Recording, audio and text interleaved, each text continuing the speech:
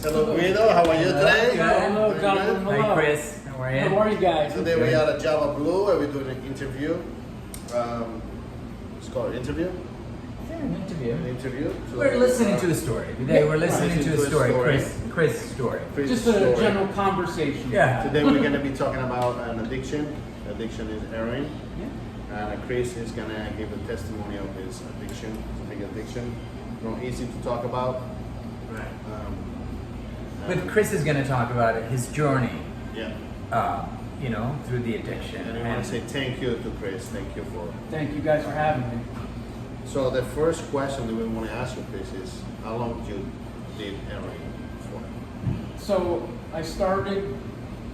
it all started with drinking. I became an alcoholic very quickly. I started drinking at around 17 years old. And then around 21 years old, give or take, I found opiate painkillers, Vicodin, Percocet, whatever I could find pretty much. And then around 28 years old, the painkillers became a lot harder to get. So that's when I started doing heroin. And that lasted for a little over a year and a half, give or take, until I decided to get clean at 30 years old. So it was easy to get the pills? Very easy. Yeah, once you're in that circle, like once you meet one person, you'll end up meeting everybody in your area that has pills, and it becomes very easy to get, especially at the time, about 20 years ago, give or take, where doctors were over-prescribing painkillers left and right, So it became very easy to get them, yeah. It was easy to get heroin, easier, or painkillers? So as the time went on, from like the time I was 21 to the time I was 29, 28, it became a lot harder to get the pills because it was all over the news by that time, about the epidemic all over the US with opiate painkillers. So by the time I was 28 or so, it was a lot harder to get the opiate painkillers. So then I easily found heroin through those same connections that I had the pills through. And then once you get into that circle with people that do heroin, it becomes very easy to get. I could get it from at like any point in time from about 5-6 different people that I knew. So it became very easy to get. So my question is, how did you support that addiction? You mean like financially? Financially, yes. Like what are the ins and outs of having to support that addiction? So financially, it was just a matter of maintaining a job, which at this time I went through quite a few. Yeah. But unfortunately, I'm going to be real with you guys. I'm not going to hold anything back here. I stole from about every job I had. Right. I did whatever it took to. On my highest point, my lowest point, I guess you could say. I made a salary of like $800 to $1,000 a week. And I was spending about $1,200 a week. Right. So, you do the math. So everything that you made? Every dime. For heroin? Every dime. So you would say that you were like a functioning addict? When I was on painkillers, I was a functioning addict. Once I switched to heroin at the end of my addiction, it wasn't so easy to function anymore. Okay. Yeah, because it was a lot harder to judge how much you were doing. Right. Because like when you're doing painkillers, okay, I'm going to do 5 milligrams, I'm going to do 10 milligrams, so you can control it. When you do heroin, you're like, okay, I will do 1 bag, 2 bags, but you don't really know how strong that bag is, Right. So it was a lot harder to control how much you were doing. Right. I tried to function, and I thought I was functioning when I was on heroin, but Right. you find out later that you're not. Did you have any, at the time that you were doing heroin, did you have any close calls where you're like, you got, either a little too much or was laced with something that was, dangerous to your health or something like that? Did you ever get to that point? Twice, yeah, Okay. 2 times. One in particular was very, very close. I remember I was in a bathroom by myself and I had just injected heroin, and I remember like after I injected, I looked up in the mirror and I said, oh boy, hold on. I remember I had to think in my own head, like, stay awake, stay alert, because I knew if I went under, that was like the way like of controlling an overdose. If you can stay from going under, from nodding out, I stayed from overdosing, but it was close. Like, I was struggling. Once I got through the first 5 minutes and I was able to stay awake and not go under, I thought I knew at that point I was okay, you know, at least that I wasn't going to overdose. But in the time before that, it was pretty much the same thing. It was, Right. but that second time, I don't know if there was something in it or if it was just, it was a lot stronger. And that was one of the last times I ever did it, actually. Okay. So, All right. That's pretty scary. yeah, it was very scary, very scary. Very scary, yeah. So you stole from your family, from Yeah, oh yeah, from anybody that I could steal from, pretty much. so how long you clean? So I do want to preface this because I know a lot of people have different opinions on things. I am on methadone. I turned to methadone when I turned 30 years old. I got into a clinic. I was going every day, 6 days a week. So because I know there's a misconception out there. A lot of people feel that, oh, he's on methadone, he's not clean. But the fact of the matter is that I'm on methadone, I'm not getting high. I'm on a dose now that was half of what it was when I went into the clinic 9 years ago. So I just had my 9-year sobriety, and to me it is sobriety. Congratulations. Thank you very much, guys. I appreciate Good that. job. Good job. I know a lot of people don't look at it that way if you're on methadone, but I'm in control of my life now. I'm not Right. out on the streets. I have maintained a full-time job. I'm not stealing from anyone. I'm not getting high. I'm living a normal life on methadone. Right. So that's the difference. Did you find help in the 12-step program or any of those programs that? So each person's different. Myself, going into the methadone will be successful if you want it to be successful. I do see a lot of patients in the program that aren't successful with it, and it doesn't have a great successful rate. It's not very high, but for me, it was very successful.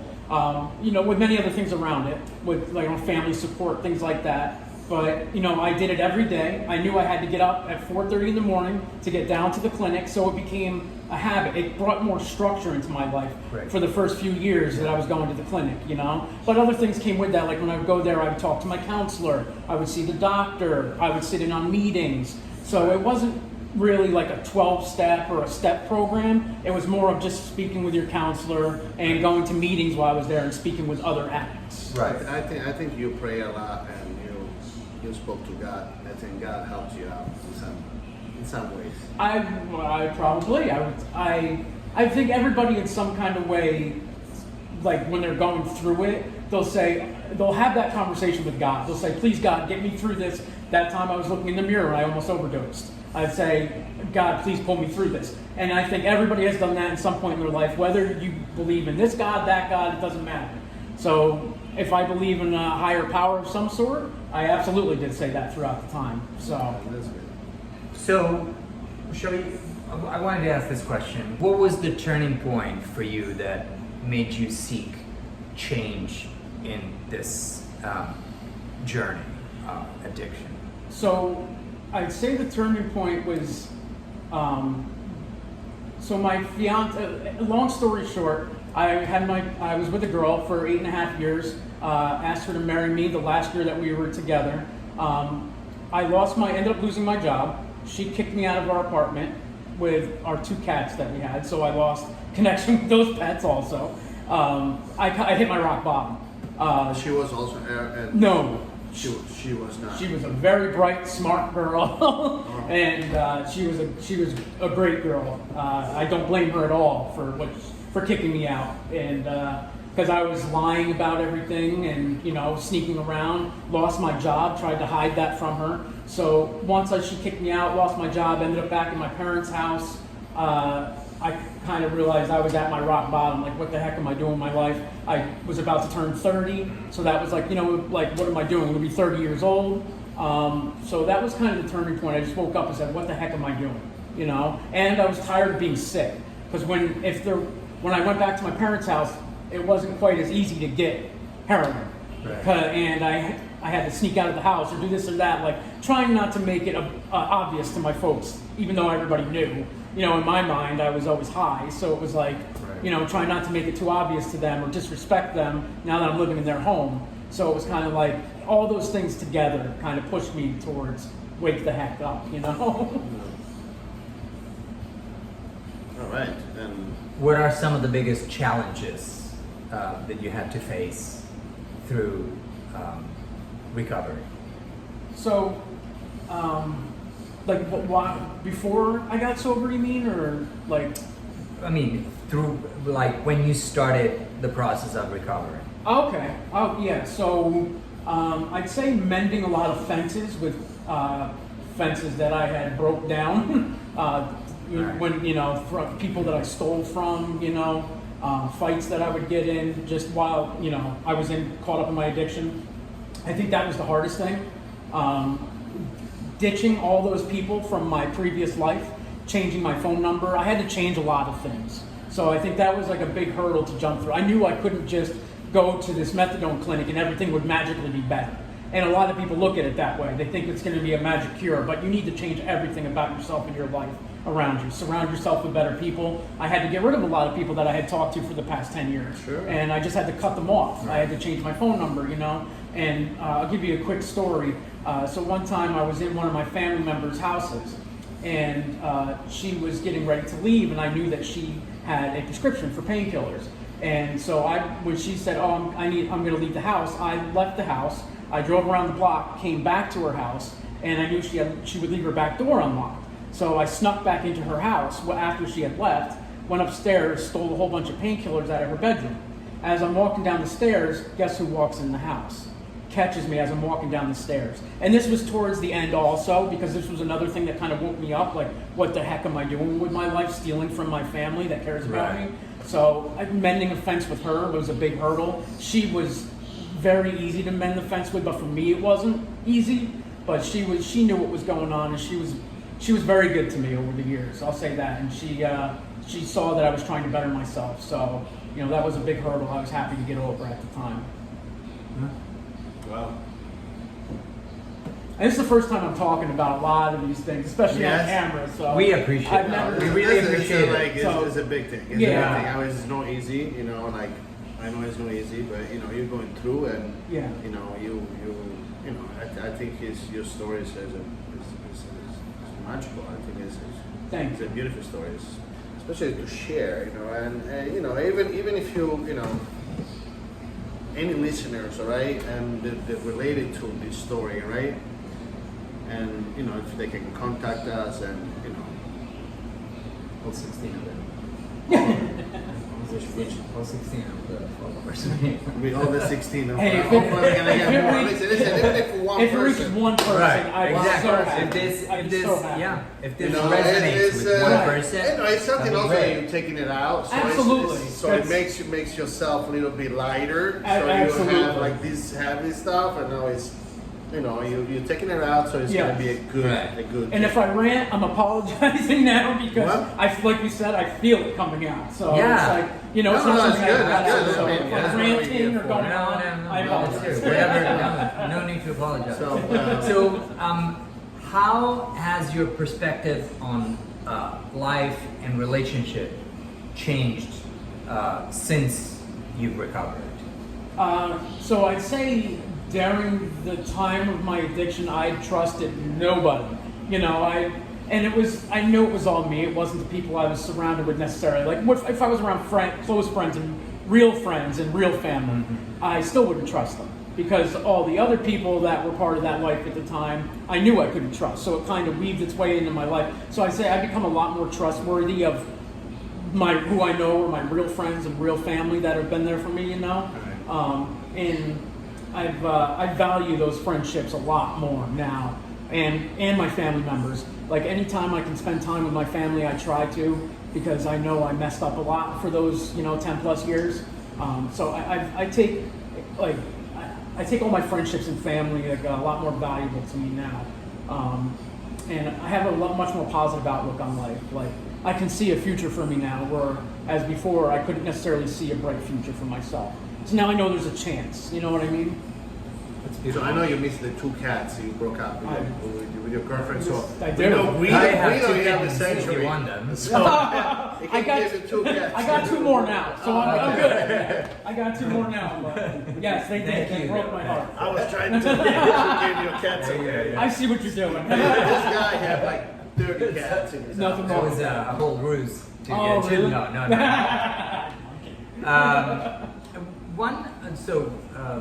I wanted to ask you. This is not part of the question No, that we were asking. absolutely.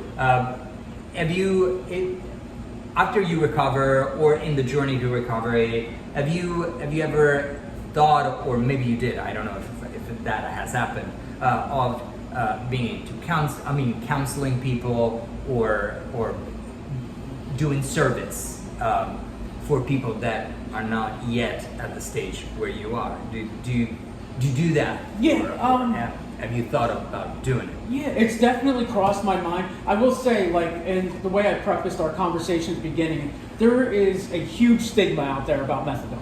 Okay. Because people don't know about it. Yeah. They just, they might see someone on methadone and see them with the same quote unquote symptoms or side effects as somebody on heroin. Because if you're on a high dose of methadone, it can make you very tired. So you might get what they call nodding out, where you're just sitting there falling asleep if you're on a high dose. But that means you're on too much of a high dose. So I would want to preface it, if I did reach out to help people, that they know I'm on methadone, and there's nothing wrong with that. It's Right. okay Of if that's course. what helps you. So I want to ask you a question, right? Yeah. You say, because we talked about these things before, me and Yes, you. absolutely, yeah. And you say you start in the beginning with 30 milligrams of methadone, right? Or 90? What was it? It was 90. Well, they start you on 30, but then you go up to where you find your blocking dose, they call it. And I found my blocking dose at 90. That's where I felt comfortable, was at 90 milligrams. 90 milligrams. So 90, So yeah. now you went down. Correct, yep. You went down to 25 milligrams, right? No, 30. 35. 35. Yep, 35 Right. milligrams, yep. And that, that you can come down as quick as you want or as slow as you want. It all depends on how you're feeling. Mm-hmm. So when I went into the clinic, I went in with the mindset that I'm not going to rush this. You know what I mean? Where am I going? There's no, what's the rush? I want to do it right. I want to. So Yeah, of course. I'll have some people approach me like, oh my gosh, you've been in the clinic for 9 years and you're still on it? Like, yeah, but what's the problem with that? If it's working for me, Of course. But then most of the time the person that's asking me that will be someone that's still using drugs on the side. Yeah. So, or they're drinking still. I haven't drank anything in 9 years. I hit 9 years on May 15th of this year. All right. I haven't had a Right. drug since then. So, So you're not only sober from drugs, but you're also sober and abstinent from alcohol. Correct. Yep. Okay. Correct. Yeah. Yeah. That's great. So, but Yeah. even like 55 milligram down. Right. Right. From 90, it's Right. a lot. it's Yeah. amazing, I mean, right? Right. And So- even if you still for the rest of your life, take Exactly. like 10 milligrams of methadone, you're gonna get to the point of 10 milligrams. Exactly. It's better than you go stealing from Stealing. people. Yep. Right. You look like homeless. Right, You can right, become right. homeless, losing all your family. Right. I mean, methadone in the end of the day, yes, it helps you out. Yeah, exactly. Right. If- This is anything can help you if you approach it correctly. Right. I will say I did try Suboxone, which is another medication that it's similar in some ways to methadone. I'm not a doctor, so I won't go into details about it, but and it did not work for me. I tried it twice, and the first time I stayed off of drugs and alcohol for 10 months and I relapsed, and the second time I stayed off drugs and alcohol for only about 3 months and I relapsed. So I realized that didn't This work. was before you tried methadone? Correct, exactly, Okay. exactly. That was So- before I found methadone, yep. So things are different for everybody, everybody's body's different, people handle things Right, differently, so. right. But long and short of it, yes, I would love to help people, back to your question. Yeah. I'd love to help people eventually, and I wanted to do this interview with you guys as a first step, if there is anybody that wants to reach out. and Cris, you have an email that people that can reach out Yes. to. And Right. We're gonna put it on the description. Absolutely. Right. We put it on the video also. So what kind of role did your family or support system play in your recovery? So I would say my biggest support system was my family. I don't think I would have been successful in my sobriety if my family wasn't there. And I know his family. I know some of his family. They are beautiful people. Yes, All of them. they are, and I didn't realize that before. Yeah, Maybe but once I got sober, I cherished my family. My family, my parents, my brother, and my sister-in-law have, especially them, have been there for me every step of the way. They helped me from day one when they knew that I wanted to get clean and fix my life. All of them have always been there. So it turned out that moving back into my parents' house when my ex-fiance kicked me out ended up being a blessing in disguise. Well, your ex-girlfriend kicking you out? Yeah, Yeah, it did. let's give you motivation, yeah. Exactly. I don't think I would have ever got clean if she didn't do that. Yeah. So, was I heartbroken that she left me after 8.5 years? Of course. And that she took my cats? Of course. But she didn't want to enable you. That's exactly it. Exactly. She knew that I needed to get help. And that was the last thing she ever said to me. The last time I was at the apartment, which she said, exactly, she said, you need to get help. Those were the last words she ever said to me. And I haven't spoken to her since, unfortunately. And that was, Is it something you're planning to do at one point? if Maybe we run into each other, I would love to. She's from around here? She lives in the area, yeah, Okay. like Right. within an hour from here. But Okay. if I always hoped I would run into her in public one day, just so I could thank her and say I'm sorry for everything. Make that I've done. amends. Yeah. That's 'cause awesome. I realized I messed up, but yeah, my family and my friends have been the strongest point for me to rely on. They've been there every step, so. Right. That's So great. the next question would be, what kind of advice would you give to people that are either at the beginning of the journey or they're right in the midst of their addiction? What is it that you would say to them? It's like if somebody would contact you, it's like, hey, I don't know how to get clean. I don't know what to do. Right. What's your advice? Or somebody's What's the like, first I just, I want to get clean. Right. I want to do it. So and I'd I say can do it. that's the most important part, is not being afraid to reach out, to make Right. that first step, because, I had people my whole time in my addiction, you'll always have people saying, oh, you need to get clean, or talking behind your back, this and that. You need to do it when you're ready. And you'll know when you're ready. I don't know how I knew. I just knew. I hit my rock bottom, and I said, I need to stop. I need to Right. wake up. So the biggest. So it's something that you really want to do. Exactly. Like your body cannot handle anymore. Exactly. I thought I wanted, many times throughout my addiction, I thought I wanted to be clean. I would be like, oh, I really want to be cleaner. But then now afterwards, I realized I didn't really want it at that point. You'll know it. Intuition will tell you. So I would say the biggest thing is don't be afraid to reach out. There are so many things out there that can help you. I reached out. I tried to, like I said before, I tried to do Suboxone twice, and it didn't work for me. Right. So then, I found method along with friends, family, counseling, many other things. Along with those, I found methadone treatment to be what worked for me. So I would say that that's when you're ready to reach out for help, reach out for help. Do a Google search. Reach out to, like they said, like you guys said before, I create an email if somebody wants to reach out for me, if they'd be comfortable. And, it'll remain totally anonymous. I would never say anything, Of course. But don't be Yeah. afraid to reach out. And Right. things will come together, because when you decide that you're ready to be clean and you want to reach out, you'll find help. Support will come to you. You won't even have to reach out after that first point. And the most important thing also, I think, is don't be afraid to talk. Exactly. To call somebody and be like, hey, I'm in this situation. I want to come out. Exactly. You can call people, and if people that are good to you, they're good to you. They will be around you. Exactly. You find out who your real friends and Yes, family are. exactly. People that want to help you out, you're gonna find out who they are quick. Exactly. And even if you don't think there's anybody that would be there, there will be. There will Trust be me, there will Of be. course. Like go to church, go to one of clinic, Yeah, and yeah, ask help. right. Email Cris. Absolutely. He's gonna Right. give us the email. Email Absolutely. us. That we don't even have an email yet, but email us. Email. Yes. Or send a comment. Right here. Send Right send here. a comment and we give you, I don't know, we gotta figure out something so people that can reach out to you. Yes. Um, Well put. That's exactly it. That if somebody reaches out, you'll figure it out. Like you guys, Right. like you just said. That's like, the first- You'll that's figure the it out first for them. step. Exactly. Exactly. Reaching out means that you actually want something. That's exactly it. You need Exactly. to just keep good people around you. Yes, yes. Don't be afraid to change your entire life. I had to cut numerous people out of my life entirely.